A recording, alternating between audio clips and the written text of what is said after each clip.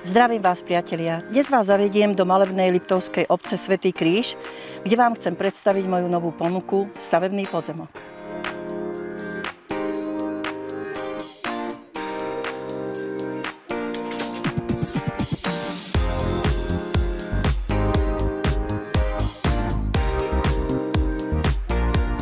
Obec momentálne nemá územný plán, ale je v štádiu obstarávania územnoplánovacej dokumentácie, kde sú predmetné parcely zahrnuté na výstavbu rodinných domov.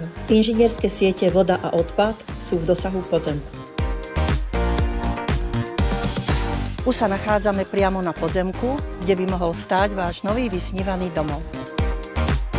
Podzemok má rozlohu 832 m2 s rozmermi 42 x 20 metrov. Pre vašu lepšiu predstavivosť som si pripravila vizualizáciu bungalovu, ktorá by mohla vyzerať napríklad aj takto.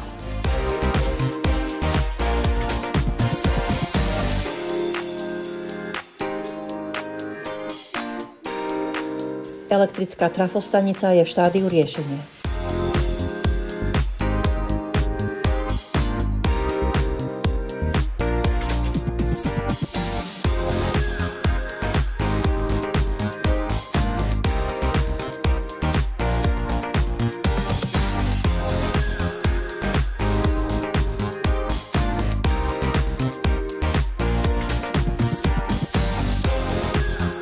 Ak sa vám tento podzemok v tejto krásnej okolitej prírode páči, neváhajte ma kontaktovať. Volám sa Milota Balková, pracujem pre spoločnosť Turality a teším sa na vás.